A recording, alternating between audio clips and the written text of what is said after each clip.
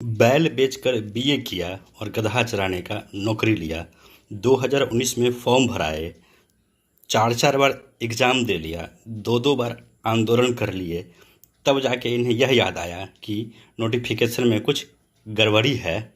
Not in merit वालों ने जो केस किया है उसे देखकर यह समझ में आता है कि ये लोग कितने शातिर हैं। मतलब अगर हमारे मन की हुई तो ठीक है, अगर हमारे मन की ना हुई तो नोटिफिकेशन गलत, चित भी मेरी पट भी मेरी। जिस नोटिफिकेशन को पढ़कर फॉर्म भरा और उसी नोटिफिकेशन में दिया गया था कि मेरिट बनेगा, उसी मेरिट में आने के लिए दिन रात लड़ रहे थे, दिन रात पढ़ रहे थे, और जब फेल हो गए, मेरिट में नहीं आ पाए, तो दिन रात इसी में अपना समय लगा दिया कि कैसे भी करके यह गलत साबित कर दो कि जो मेरिट बनाया गया है वो मेरिट गलत है। जब यह साबित नहीं कर पाए तो कोर्ट चले गए कि जिन कंडीशंस पे मेरिट बना है उन कंडीशंस को ही ख़त्म कर दिया जाए। मैं शुरू से यह बात कह रहा हूँ कि जो नॉट इन मेरिट में लोग हैं ये नासमझ नहीं, शातिर हैं, और इनके इरादे कितने खतरनाक हैं ये देखिए निकल कर आ रहा है। जब इन लोगों ने 2-2 बार आंदोलन कर लिया, फिर इन्हें समझ में आया कि नहीं, अब भी कुछ नहीं हो सकता है, क्योंकि गवर्नमेंट और बीएसपी वही करेगी जो सच है। तो अब ये लोग कोर्ट में गए हैं और केस किया है और इन्होंने डिमांड किया है कि नोटिफिकेशन में जो पॉइंट नंबर 2 है और पॉइंट नंबर 12 है इसको हटा दिया जाए। यह देख सकते हैं आप लोग कि इन लोगों ने जो न्यू केस किया है उसका जो केस नंबर है CWJC 17143/2021। इसमें देखिए जो पेटिशनर हैं इनका नाम है पंकज कुमार सिंह। रिस्पोंडेंट तो ऑब्वियसली बात है स्टेट ऑफ बिहार को ही होना था, और पेटिशनर एडवोकेट हैं शशांक चंद्र, और रिस्पोंडेंट एडवोकेट में नाम दिया हुआ है यहाँ पे ललित किशोर जी का।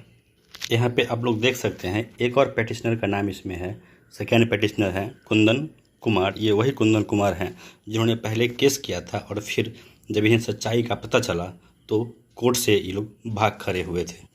दोस्तों, नॉट इन मेरिट की हार पूरी तरह से हो चुकी है और इन्हें भी इस बात का पूरी तरह से एहसास है, इसीलिए ये लोग इस तरह का एक्शन ले रहे हैं। इन लोगों ने हर चीज़ करके देख लिया, पूरा जान लगा दिया यह साबित करने में कि मेरिट को गलत साबित किया जाए। फिर इन लोगों ने रोड पर आकर देख लिया, उससे भी कुछ नहीं हुआ।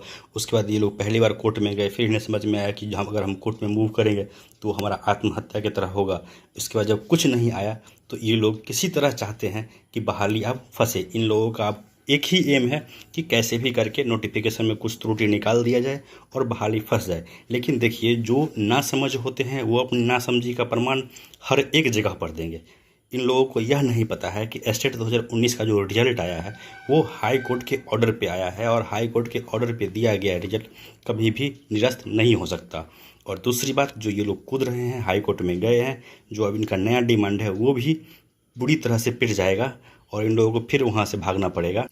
ये मैं इसलिए कह रहा हूँ क्योंकि नोटिफिकेशन का चर्चा पहले ही कोर्ट में हो चुका है। गवर्नमेंट ने पहले ही लिख के दे दिया है कि हमने जो एग्ज़ाम लिया था वो एक कम्पिटिटिव एग्ज़ाम था। इस एग्ज़ाम में जो लोग सेलेक्ट होंगे उनका मेरिट बनाया जाएगा और उनको एक सर्टिफिकेट दिया जाएगा, और उतने लोगों का ही नियोजन होगा। ये बात बहुत लोगों में कन्फ्यूजन है। ये बात हर किसी को समझना चाहिए कि अगर आप मेरिट में हैं फिर भी आपका नियोजन ही होना है। भले आपको सैलरी मिलेगी, नियुक्ति वाली सैलरी वही मिलना है जो नियुक्त टीचर को मिलता है, लेकिन बिहार में जो सिस्टम है टीचर को अपॉइंट करने का, आप कुछ भी कर लें, आप जब भी एक एम्प्लॉय आप बनेंगे तो आप एम्प्लॉय कहलाएंगे अब पर्टिकुलर नियोजन इकाई के ही। लेकिन ये होगा कि आपको सैलरी जो मिलेगा वो एक नियुक्त टीचर वाला ही सैलरी मिलने जा रहा। तो जितने भी लोग मेरिट में हैं वो लोग 1% भी टेंशन न लें। इन लोगों ने जो केस किया है, इनके केस में बहुत सारे डिमेरिट है, ये लोग खुद पिट जाएंगे।